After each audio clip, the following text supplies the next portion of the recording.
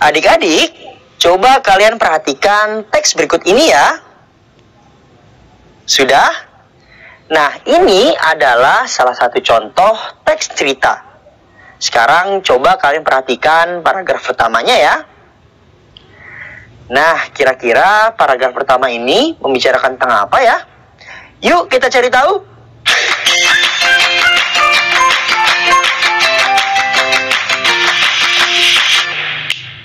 Halo adik-adik, perkenalkan nama kakak Kak Danis.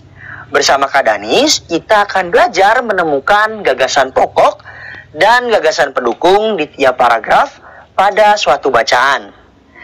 Nah adik-adik, sebelumnya kalian sudah tahu belum apa itu gagasan pokok? Ya, gagasan pokok adalah sebuah inti kalimat. Jadi kita bisa artikan gagasan pokok adalah sebuah inti kalimat di tiap paragraf dalam sebuah bacaan. Jadi kalau misalnya kita ya membaca suatu paragraf dan kita menemukan inti kalimatnya, nah itu merupakan gagasan pokoknya adik-adik. Nah di samping gagasan pokok ada pula gagasan pendukung yang berisi tentang informasi yang mendukung gagasan pokok di atasnya atau gagasan pokok sebelumnya. Nah, itu adalah pengertian gagasan pokok dan juga gagasan pendukung. Nah, kali ini kita akan mencoba menemukan gagasan pokok dalam sebuah bacaan. Nah, kita temukan gagasan pokok serta gagasan pendukungnya di tiap paragrafnya adik-adik. Kalian sudah simak kan tadi secara sekilas sebuah teks yang kakak tampilkan di awal? Nah, kita akan mencoba menemukan gagasan pokok serta gagasan pendukungnya. Untuk itu, kalian coba simak ya teks bacaan berikut ini. Oke adik-adik, sekarang kita akan baca teks yang berjudul Pawai Budaya ini. Nah, ketika membacanya, kita akan sekaligus menemukan gagasan pokok dan gagasan pendukungnya di tiap paragraf. Oke, sekarang yuk kita baca dulu paragraf pertama, lalu kita temukan gagasan pokok serta gagasan pendukung di paragraf pertama tersebut. Pawai budaya. Pawai budaya sangat menarik bagi warga kampung Babakan. Pawai ini selalu menampilkan keragaman budaya Indonesia. Andi dan teman-teman tidak pernah bosan menanti rombongan pawai yang lewat.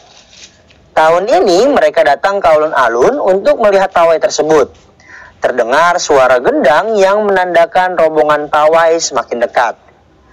Nah adik-adik, paragraf pertama ini kira-kira gagasan pokoknya yang mana ya? Ya, betul sekali. Pada kalimat pertamanya ya, yang ini. Karena paragraf ini membicarakan tentang pawai budaya yang sangat menarik. Sehingga kalimat pertama di paragraf ini merupakan gagasan pokoknya. Ingat, gagasan pokok adalah inti dari sebuah paragraf atau inti kalimat dalam sebuah paragraf. Nah, selain itu, pada kalimat-kalimat selanjutnya yang ada di paragraf pertama ini merupakan gagasan pendukungnya. Oke? Jadi, gagasan pokoknya adalah pada kalimat ini dan gagasan pendukungnya atau yang mendukung informasi pada gagasan pokok berada pada kalimat-kalimat ini. Oke? Sudah paham ya? Sekarang yuk kita baca paragraf yang kedua, lalu kita temukan lagi gagasan pokok dan gagasan pendukungnya. Di barisan pawai terdepan terlihat rombongan dari Maluku. Rombongan laki-laki mengenakan kemeja putih, jas merah, dan topi tinggi dengan hiasan keemasan. Rombongan perempuan mengenakan baju cele. Baju ini terdiri dari atasan putih berlengan panjang serta rok lebar merah. Langkah mereka diiringi oleh suara tifa, alat musik dari Maluku. Bunyinya seperti gendang, namun bentuknya lebih ramping dan panjang. Budaya Maluku sangat unik dan menarik. Oke adik-adik, kira-kira mana ya yang merupakan gagasan pokoknya? Ya, tepat sekali pada kalimat pertamanya lagi ya. Karena paragraf ini membicarakan tentang kelompok ataupun rombongan dari Maluku yang tiba pada pawai tersebut. Nah, jadi kalimat pertama pada paragraf ini adalah gagasan pokoknya. Sedangkan kalimat-kalimat selanjutnya merupakan gagasan pendukung. Karena apa? Karena kalimat-kalimat selanjutnya tersebut menjelaskan tentang informasi yang ada di kalimat pertama. Oke? Sekarang yuk kita lanjut ke paragraf yang ketiga. Kita baca ya. Budaya Bali terkenal karena bunyi musiknya. Rombongan dari Bali membunyikan alat musik daerahnya. Cengceng namanya. Alat ini berbentuk seperti dua keping simbal yang terbuat dari logam. Nyaring bunyinya ketika kedua keping ini dipadukan. Nah adik-adik, bagaimana? Kira-kira yang mana ya gagasan pokok pada paragraf ini? Ya, betul sekali. Pada kalimat yang pertama lagi nih. Karena paragraf ini menjelaskan atau menceritakan tentang budaya Bali dan juga musiknya. Sedangkan kalimat-kalimat selanjutnya merupakan gagasan pokok yang mendukung tentang informasi musik dari Bali tersebut. Oke, jadi kita sudah tahu ya, gagasan pokok pada paragraf ini terletak pada kalimat pertama dan kalimat-kalimat selanjutnya merupakan gagasan pendukung. Kalian sudah lihat ya perbedaannya? Oke, selanjutnya yuk kita lihat dan kita baca paragraf yang keempat. Rombongan dari Bali diikuti oleh rombongan dari Toraja. Wanita Toraja memakai pakaian adat yang disebut baju poko. Rombongan laki-laki menggunakan pakaian adat yang disebut sepa talung buku. Rombongan Toraja membunyikan alat musik khas mereka. Pak Pompang namanya. Alat ini berupa suling bambu besar yang bentuknya seperti angklung. Unik bentuknya, unik pula bunyinya. Budaya Toraja sangat menarik untuk dipelajari. Nah, kira-kira yang mana ya? Yang merupakan gagasan pokoknya? Ya, betul. Kembali ya pada kalimat pertama di paragraf ini. Yang menjelaskan tentang rombongan Toraja. Nah, kemudian gagasan pendukungnya terletak pada kalimat-kalimat selanjutnya adik-adik. Oke? Sudah paham ya? Nah, coba kita baca paragraf yang terakhir nih adik-adik. Andi dan teman-temannya senang melihat pawai budaya. Selalu ada hal baru yang mereka perhatikan setiap tahun. Pakaian adat dari berbagai suku di Indonesia selalu menyenangkan untuk diamati. Benar kata Ibu Andi, kebudayaan Indonesia memang sangat beragam, kaya, dan mengagumkan. Nah, kira-kira bagaimana adik-adik? Yang mana yang merupakan gagasan pokok pada paragraf ini? Ya, betul sekali. Pada kalimat pertamanya ya. Nah, kenapa? Karena pada kalimat pertama ini menjelaskan bahwa Andi dan teman-temannya senang sekali melihat pawai. Dan kemudian didukung oleh informasi pada kalimat-kalimat selanjutnya. Sehingga kalimat-kalimat selanjutnya tersebut merupakan gagasan pendukungnya. Oke adik-adik? Sudah paham ya tentang gagasan pokok dan gagasan pendukung di tiap paragraf pada bacaan ini? Oke adik-adik, kita sudah membaca dan juga menemukan ya gagasan pokok dan juga pendukungnya di tiap paragraf pada bacaan tadi. Nah adik-adik, jika kita lihat lagi tadi ya, kita telah menemukan gagasan pokoknya pada awal kalimat di tiap paragraf. Diikuti dengan kalimat-kalimat selanjutnya yang merupakan gagasan pendukungnya. Oke, nah selanjutnya Kak Danis ingin mengajak kalian nih membuat peta pikiran ya tentang gagasan pokok dan juga gagasan pendukung berdasarkan paragraf-paragraf tadi. Nah, seperti apa ya contohnya? Oke, coba kalian lihat contoh berikut ini.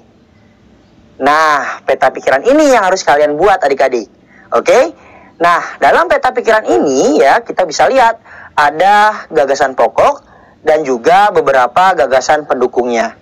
Nah, kemudian kita kaitkan lagi dengan bacaan tersebut. Oke?